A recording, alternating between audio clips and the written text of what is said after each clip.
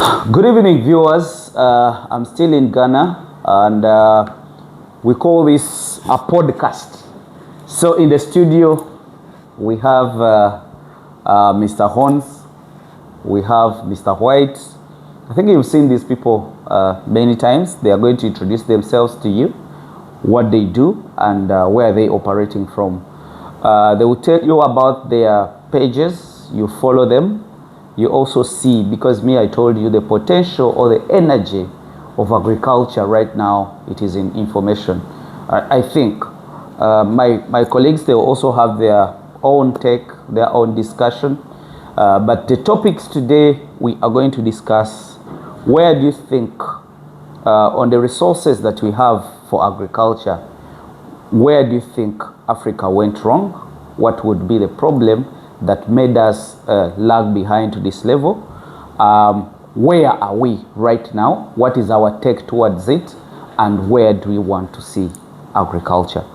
I think if we do this and discuss, somebody might pick, and we also allow you to do a contribution towards our conversation.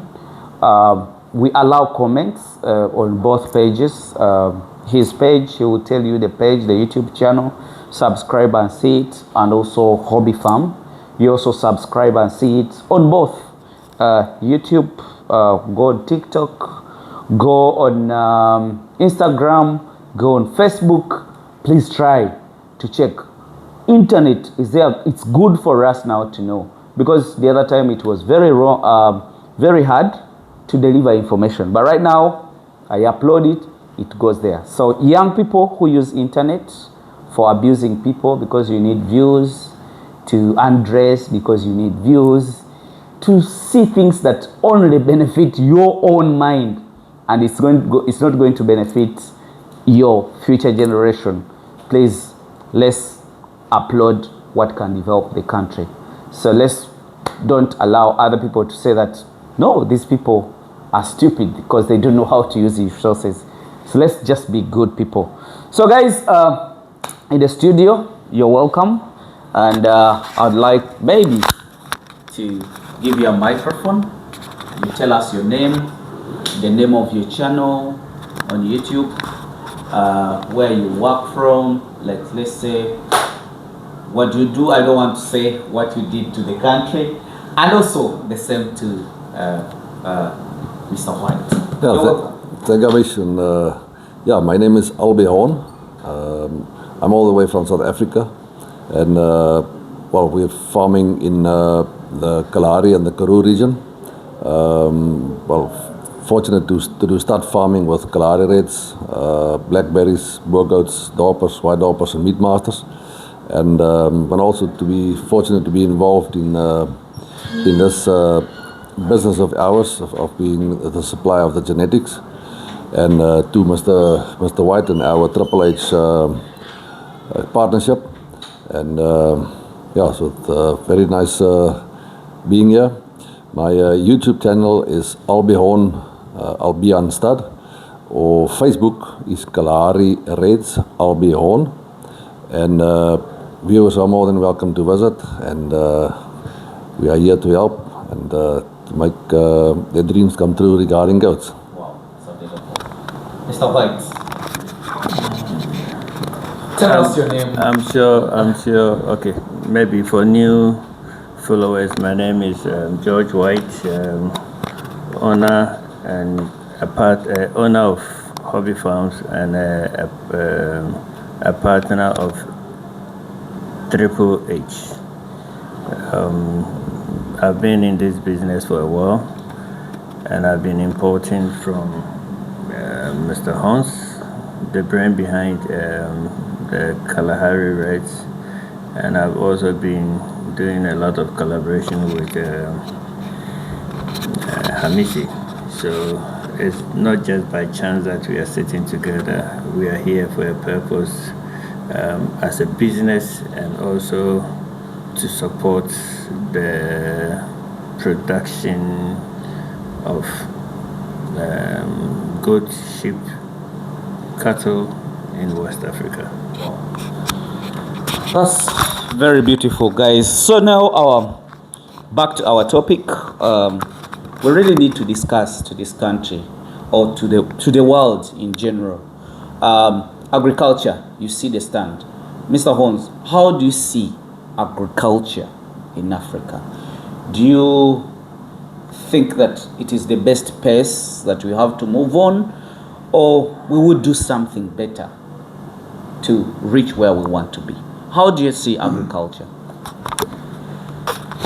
Well, being Africa, we are the food basket of the world. In words or in reality? In reality, this is the opportunity that's there for Africa, and food security is becoming more and more and more important, and a lot of emphasis is being placed on that. Well, every country's people need to eat around the world. But let's talk goats. The opportunity is that we do have goats in Africa, a lot, 500 million. So all we need to do is to optimize our business. It's an existing business. I always say that we don't need to reinvent the wheel. Just put it 4x4 and put it in gear and we can go. Okay. So, and goat meat is meat. It's high in protein, and that's a very important demand in the world for people, is protein, and good protein, because that develops your brain, and even children. So that means people who eat goat's meat, their brains are sharp? That's why we are so sharp. No, I'm joking, but yeah, it's protein. So the opportunity lies within to produce more goat meat, and the only way we're going to do this in Africa, because this is where the majority of the goats in the world are, is to optimize our production, optimize our growth rate, optimize our quality, our management, our treatments, inoculations, all of it. And this is what we are providing to the people of Africa. This is just Ghana, but we are doing this in every country in Africa. Just for facts, 65% of the world is eating goat meat. So that can give either young people or investors the idea of how big is the opportunity of being involved.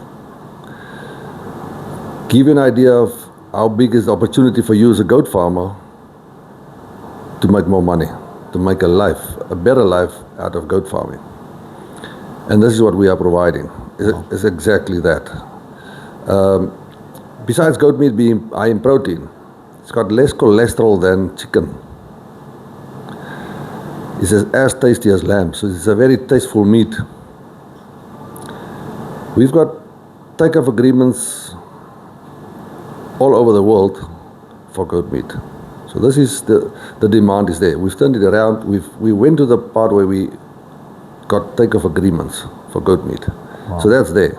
So all we need to do now is to build the supply chain and the production. So production need to be optimized. This is why we supply you better genetics. And then also help you with the feeding, the whole management of goats to empower you. Wow. I love this one. The data is there. Mr. Holmes, I'm throwing the same question. Where do you think Africa went wrong and we failed to do agriculture as a business? So I've talked about agriculture with passion. It's something that has always been on my heart. I talk about it with great passion because a country without food is not a country. So then you're allowing the youth to go and look for food. They need to go. My people always complain about you that they don't hear you talking.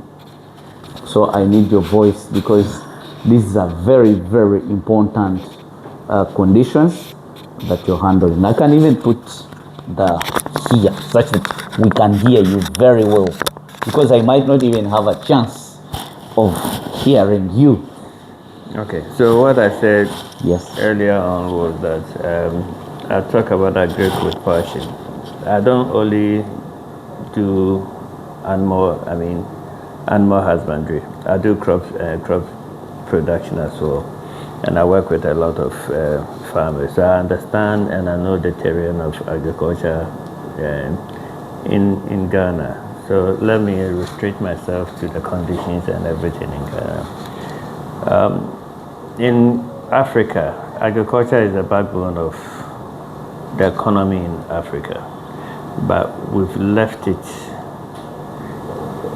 the way it is because governments over governments across Africa only play lip services to agriculture. But I also think that it's come to a point that Africans, we shouldn't rely solely on governments. We should get some kind of synergies among us, like exactly what we are trying to do. Myself, Yohamisi, and Mr. Holmes. These are the kind of synergies when we come together and we put together, it would go a long way to change the dynamics, because we should be able to feed ourselves. We shouldn't be waiting for the Western world to feed us. There's nothing wrong with bringing things from the Western world, but I think if we look at agriculture differently, it would change the economies of a lot of nations in West Africa. So yes, coming back to goats, sheep farming and cattle, I think Mr. Holmes has said a lot about the nutritional values of all of this. He's also said a lot about the demand of meat, not just in Africa, but in the world. But it's getting to a point that most of the superpowers will be turning their attention to Africa for food. So the earlier the youth of today take advantage of what we have as Africans, the better, because we'll get to a point they wouldn't have what it takes to go into production. Wow. Guys are articulating information. It's as if these guys are analyzers of situations. You've heard that. This is my take. You know, me, I always have questions in my head. Why? But me, I think the mistake that people did was maybe it was intentional, that people who colonized us saw that agriculture was the only energy, what we had naturally that God had given us. And they put it far away, and they even coated it with hot pepper, let's say in Africa, in West Africa, whereby whoever could taste on it, it's bitter. And we adopted it, even in classes we left it, you know. And at the end of the day, we find ourselves abusing whoever does agriculture. And as an intention of a person who is creating an employee, of course, we all have people, but you always have to create a comfort zone for a person you work for, so who is working for you, so that it can give you more service. Whereby even those people who are teaching people were putting it as a substandard product. Like, for example, I will not quote anybody, but there was some big people in the country who used even to abuse people. If you fail to do government or office work, please go and do agriculture. Or specifically, go and do goats. You get it? So it was kind of an abuse. And we definitely condemn it. Let's put agriculture into the pipeline. Let's take it to be the priority. We all want to be like Mr. Horns. We all want to be like George. So young people that are seeing me, would you wish to be like these people? Would you like to be like me. So if you definitely wish to, then we should put agriculture to be on the table. Back to the point, I want to put another question. The stand of agriculture. What is your view about the approach that we have right now? And what is your intention in this struggle of revamping agriculture? Because me, I think, my take in agriculture or my hand in agriculture will create an impact. Me, I know where I have started touching to make sure that I drive agriculture. Many of you have seen it, many people have seen it, because I have created an impact. To take you back in the background, just briefly, I don't want to waste a lot of time. Before I started uploading videos of goat farming to help other people achieve, because people would take their animals, buy animals, invest in goats, they die because there was no information, there was no vaccines, there was no drugs. I came out to share with them the experience I have with goats, with drugs, and whatsoever. But some people were also attacking me. Why do you give that information to the farmers? You get it? So why don't you just do a farm clinic, people pay you and you survive? Me, I saw it as a negative element that wouldn't take me anywhere. Good enough. Finally, some people picked it up and they also started uploading. I encouraged people that upload whatever you do, so that another person cannot go through the same mistake you went through. Your video might help that person not to lose the money, and it has created the impact. That's why I said at first, subscribe to his channel, because everybody has an idea to put up. But back to Mr. Hon. What is your stand and the step you've taken or you want to take to revamp agriculture into a business? I think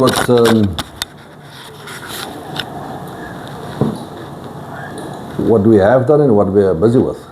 Yes. Because anything is built on a foundation. What you've done to help us. Not just me. We. Okay. As Triple H. You in your country, me in mine, but together we are now looking at we are stronger. And what we do here, let's talk Ghana. We talk Ghana now because this is where we are. Yeah. The foundation is here. It's being laid, number one. Now, all of us, us has started from scratch, nothing. So this is the motivation to viewers, young people. It's not just young people that need motivation. But investors as well. Let us be an inspiration to you, to show you what is possible. So we are giving you the tools to become who you want to be. So when I grow up, when you grow up, we did not have the support. We are giving you the support. We are giving you the foundation. All we need is your passion.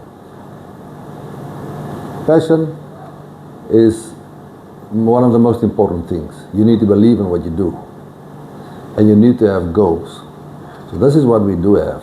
And this is what makes you successful in life. Two things. Your way of thinking and your approach. And only those two things you decide yourself. So baseline is we are building in Ghana. We are moving. A lot of interest, and we are creating networks. We have created a network already with the farmers involved. A lot of people of our viewers going to get involved. We cannot do this on our own. So we need your expertise. We need you as goat farmers. We can't supply all those take-off agreements without farmers. And so I would say, having said this and with this support and information, I can't think of a better industry to get into as goat farming, because of the profitabilities, because of all the future prospects. The quality of the product, it's there. Just grasp it, take it, and go. Hey, thank you so much. I need Mr. White also to comment on this. The state we are, what you think that we need to put in place to revamp agriculture, and on our collaboration, do you think it's going to take us anywhere? And the state, you call other people. If you're calling them to come into agriculture, where are you putting them to go? Where are you showing them to go? And what is their approach? I think let me first answer your first or your second question. Because if you think this collaboration is not going to go anywhere, you wouldn't be here talking to us. Yes. We wouldn't be here talking. Of course I would. Why would you leave your farms in Uganda? Why would he leave his farms in South Africa, sit in a plane, come to Ghana since last week Thursday, and you're still here talking about agriculture? It means that there's something in agriculture. It means that you believe in what we've started doing. And I can tell you, I don't even have to tell you, you saw the response over the weekend. How people, even as at yesterday, people have started asking, when next are we coming together to do what we did over the weekend? It tells you some people have started buying into our ideas. They believe what we're doing, and they also believe that they can do same. So it's just for us to share our knowledge, to preach about the need for the youth, not just the youth, the need for Africans to look at agriculture with a different eye. Because like you said, agric has always been packaged and be spoken about in a very negative way. But like you always ask, how many times do we eat in a day? How many times do you go to the hospital in a day? How many times do you need a doctor in a year? Or how many times do you visit the hospital? How many times do you go to court that you need a lawyer? For some, they've never stepped foot in court, and they will never step foot in court, so they don't need a lawyer. Yeah. I am not saying that being a lawyer is not good, bad. but how often do you need the service? Seek their services? But in farming, it's a daily and hourly thing. So anybody who tells you that agriculture is not lucrative, the person doesn't want you to be self-sufficient, doesn't want you to develop yourself. And I always want to throw a challenge to such a person for us to have a debate. He can be any professional, but I can debate him as a farmer.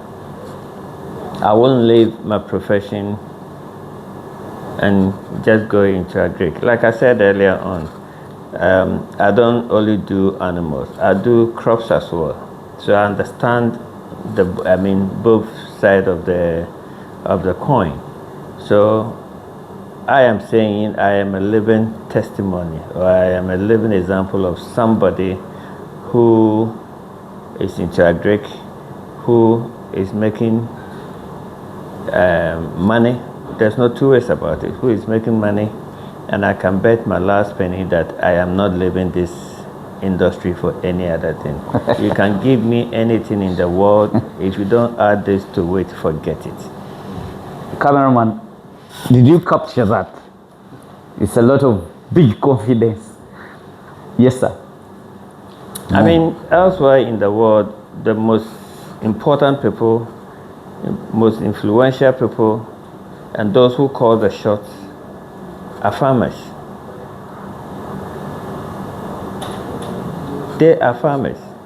Go to the US, go to Europe. But such people, you don't see them talk. They work quietly, and they allow the money to do the talking. No noise. No noise. I love that. Yes. Mr. Horns, have you heard from him? So, Motivated. we thank you so much. You know, we have very little time. And guys, getting all these heads together. You know, farmers don't always have time. I know you're thinking about your stud, he's thinking about his stud, and thinking about mine. Everybody's on call, thinking about of the farm. We've been having a long day because busy at the farm. By the time we go back to sleep, we are already tired. So, this was a very good discussion, but I need one thing. What is the way forward? I want you, Mr. Horn, to tell us. You've seen all this. We have now for us started.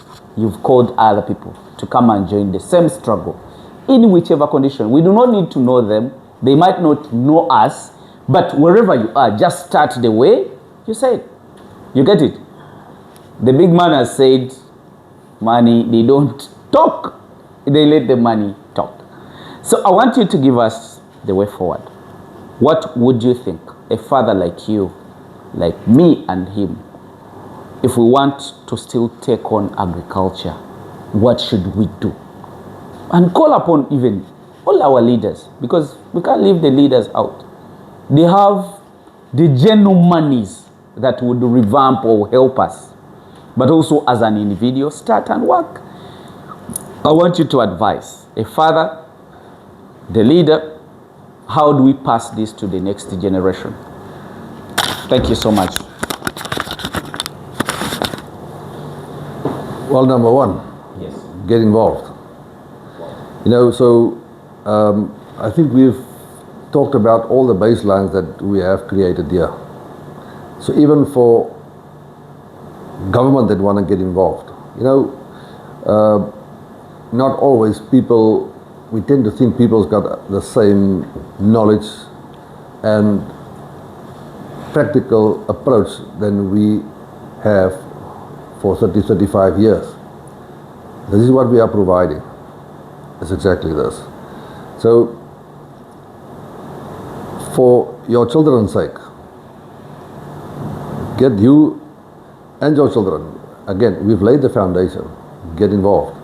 Get to be part of the structure. Get to be part of the network. It's open for everybody. It doesn't cost a cent. So play your part. You know, in all of this is you need to ask, what can I do? Not just what can be done for me.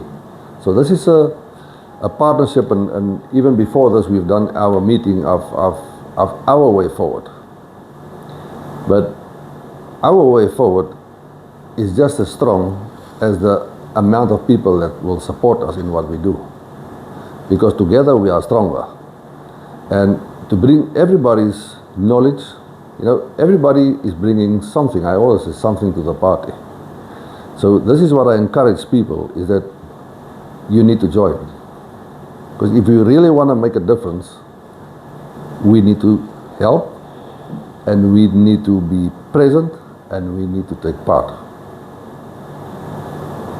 I love this. I may want to ask you, are you doing farming with your kids? You know, it's a legacy. And the thing is, you must let the children be present when you farm. Take them with. Even if if they are just having holiday on the farm, enjoying farm life, enjoying the animals. This is how they learn, and this is how you teach them. Because our children are who we are. So it's our responsibility to leave the legacy. And a part of a legacy is to get them involved, to transfer our passion, our love for the animals, our love for the industry, our love for our country, and our love for Africa to them. Thank you so much, Mr. Horn. For this, I still have a lot of questions. But I'd like Mr. Hoyt. Second, tell us, what is our way forward? What is the way forward? Advise the farmers. Where do you want us to go? We want the road. You see, the youth of today, because of technology, they want to do what social media is asking them to do. And if we don't guide them with the basics, they will always go astray.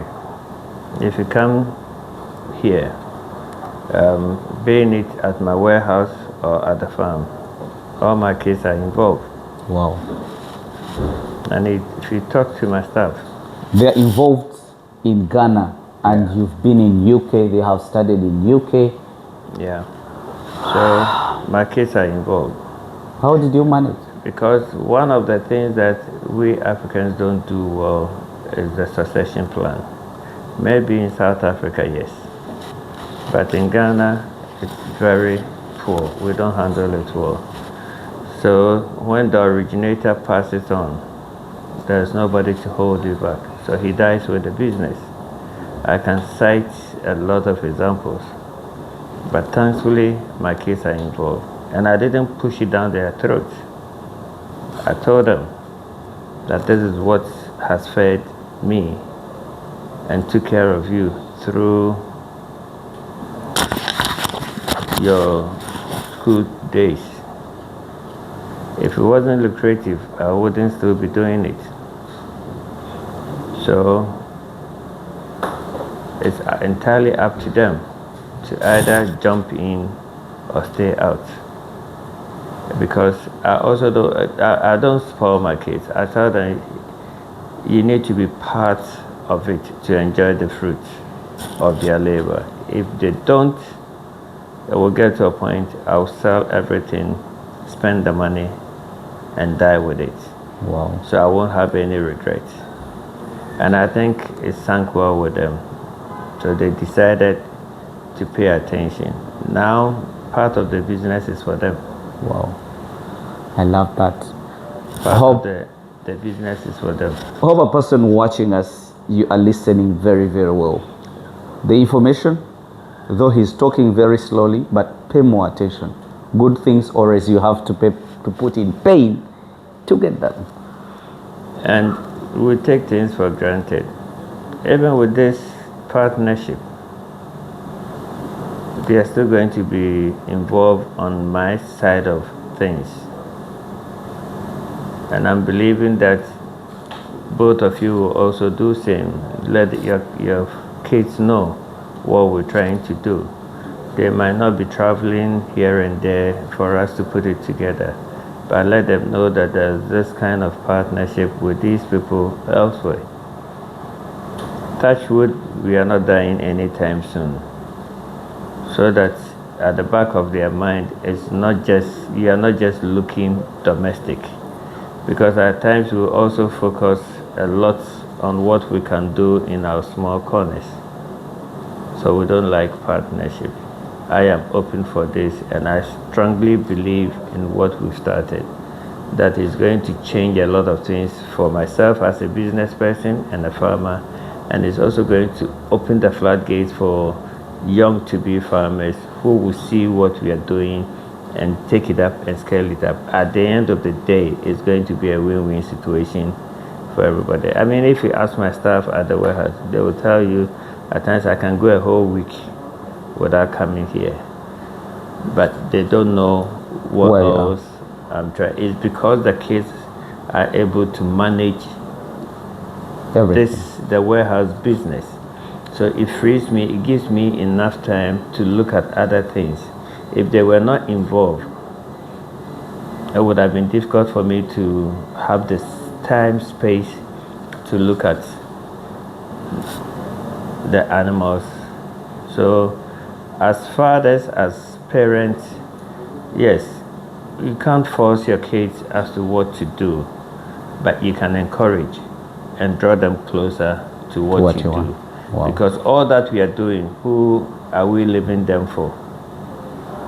Is this something that we want to die with it? Or is this something that you want to be in your grave and still be happy that you did what you did, and your kids have sold it off, are still running with it? You'll be in your grave and you'll be happy even in your grave. Wow. So let's try and encourage our kids. At times it's hard, especially kids who don't live in the country in Africa.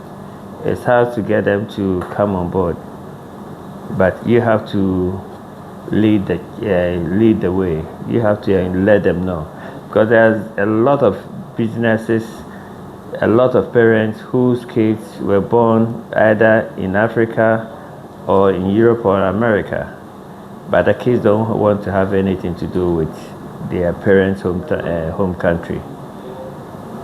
And the parents are still, some of them are still alive, but they are crying because they don't know what they are going to do with their worth. But at least if you are able to get even one to continue with the family legacy, it goes a long way to help you. You know, they always say words are sweet, but sometimes somebody can speak words, they can touch your heart, they can make you fall in love with the words. So actually, this is, you've said it all. As a partner in this is where I want to see Africa or agriculture in the next 5 years. This partnership is a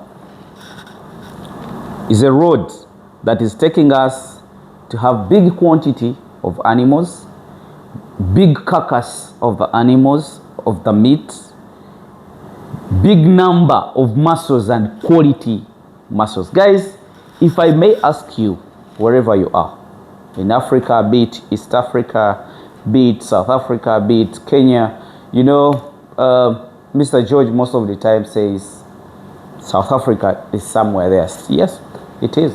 Because guys are talking about embryo transfer.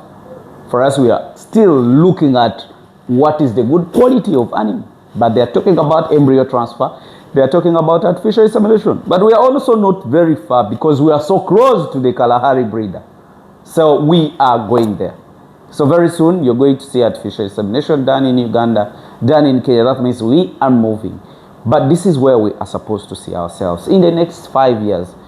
Having big carcass, good quality carcass, having meat shops all over the countries.